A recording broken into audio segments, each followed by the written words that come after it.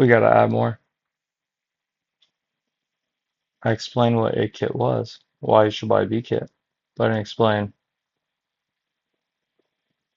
the ins and outs of it, what we're trying to do, what we did do, what we're going to do, what we have done. Sounds like a lot, right? But I was making a joke about cast versus billet lugs. So you spend all this money on billet lugs. Billet flexes more than cast. Cast is stiffer. Yes, it's more brittle. They can break. They make guards, but I wouldn't say screwing off KYB lugs, which is not a good thing to do. They don't always come off. It's good to have those the way they are. People are like, oh, I'll just go get my forks coated. Well, what if the threads get messed up? Yeah, you don't want messed up threads on cast and titanium or steel. Like, it's good to just keep those connected. Now, if you plan on taking your lower fork tubes all the time, then yeah. But that's why every manufacturer, except, well, even KTM, they all sell with the lugs attached. So $500, we're saving right there. So we go over here to Olin's because I've heard good things from Rami Alvarez. I don't know if you guys have heard of him. Rode a lot in Miami. He was always running Olin's. And I was like, okay, cool. Olin's looks cool. Looks like it's got high speed, low speed, yada yada. Not really sure. I'm gonna guess there's high speed, low speed on the top. They're gold. They're pretty. I mean, they're on Koenigsegg's. They're a lot of nice cars,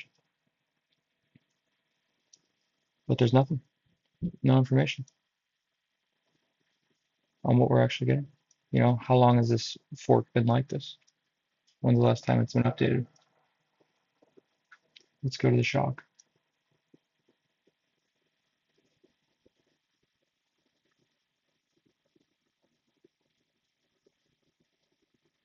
Okay, looks promising. Looks like there's definitely a compression rebound.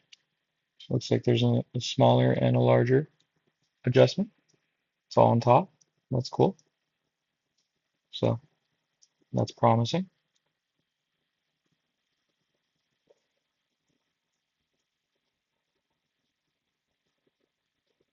Doesn't really say anything. So maybe I'm just too detailed is the problem. Maybe I care too much about this stuff because I think it's cool.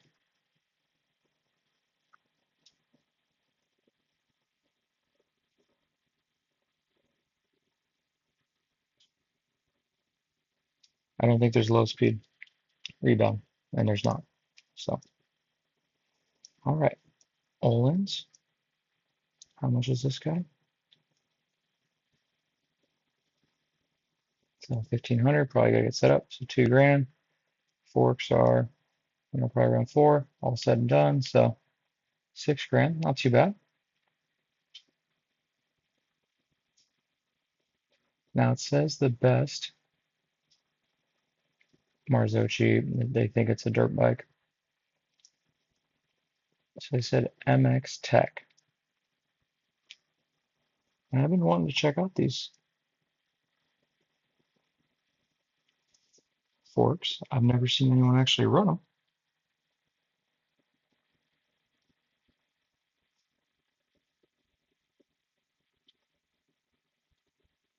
I've seen Motocross Action Image make a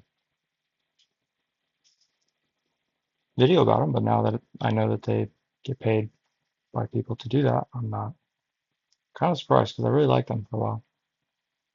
But now I'm unsure. So 3 pounds lighter.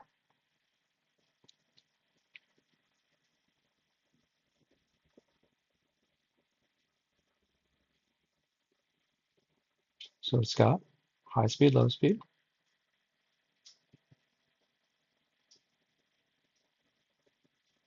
How are they 3 pounds lighter?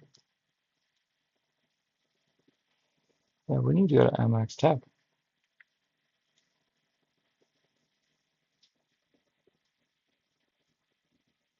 Address is invalid.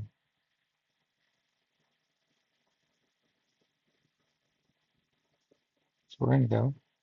Yeah, MX Tech suspension. All right, cool. Let's see what they're about. Premium setup. Perfect. All right. Complete shot. Reminds me of a Fox shot.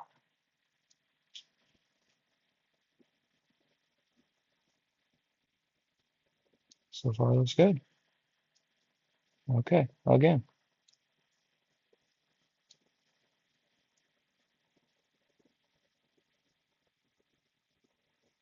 Jesus. Like a brand new iPhone. Not brand new. It's a year, but it's still the best iPhone as of a year ago. I can't even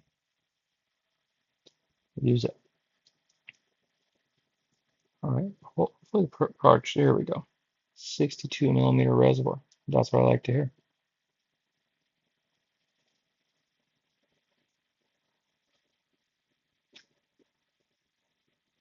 Best in class coating. Kashima DLC. DLC is good, but then there's another coating you put over it. Doesn't say what size the shaft is, but I'm gonna guess it's 18. We're just gonna assume it looks big. 18 mil. 46 millimeter body though. Hmm.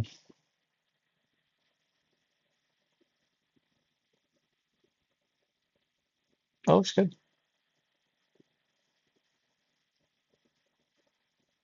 Looks good.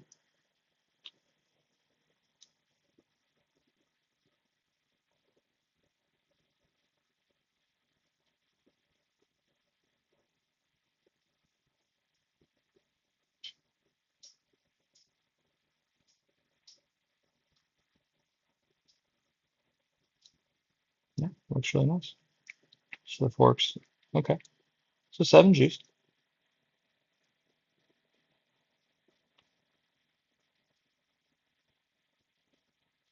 Yeah, looks like a ton of adjustability. Looks pretty good. Looks better than the old ones. Looks better than the Showa. Looks really familiar with KYB, but that's fine.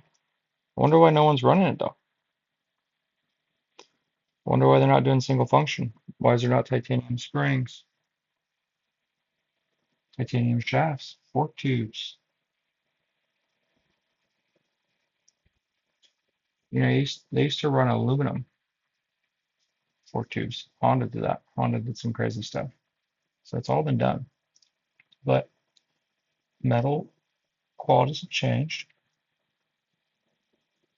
Okay. So my idea of a kit is taking a kit farther than what is a kit today. So it's what the next generation. So your 40 pounds shock and forks. You can take 10 pounds off that. You can add 50% rigidity. People bend shafts. They have to get, when you get a technical touch A kit KYB, you have to get a custom shaft put in there because if not, they'll bend them.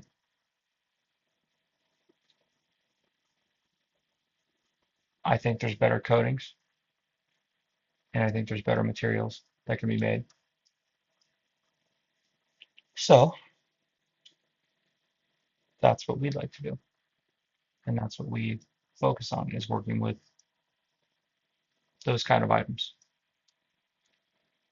But that's not for everyone. That's for for personally, I think like I said, the B kit is best. The MX Tech stuff looks good. I'm stoked on it. I got to see how it holds together. Where do you get the parts?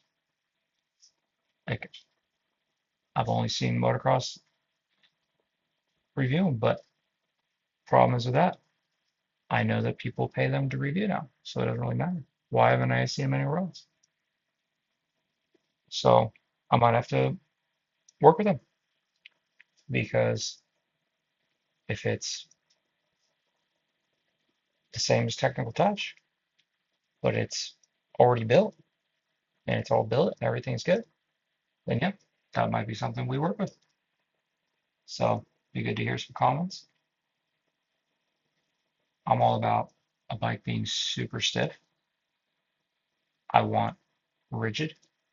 I want exact because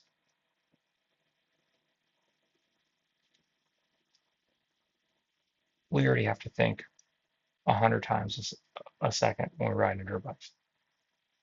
You don't want unknowns, different levels of granular volume and air going through your forks, the fluid temps, how many times your fork has been cycled through since its last service. Is everything torqued to spec? Is it working like it should? Like, I'll say it again, a bike with a little bit of titanium, the right wheels, and the right suspension is better than a bike with just a kit, like just, or just a full titanium bolt kit, or just crazy wheels, because it's a unit. So, personally, I'm surprised there's not titanium bearings. And there probably will have to be, and titanium transmissions and all that when we do turbo kits, because I'm kind of thinking it's time to turbo a bike. Stark's still going to be around, but I think turbos are going to be easier, especially with Porsche's new electric turbo, if they can truly make that into a battery system and it's just plugged right into it's made into the manifold, it's plugged right into your intake system where it's just adding that initial, so your engine doesn't have to start the rev, it can pre-rev the engine. I think I think electric bikes are going to have a problem. I think they will.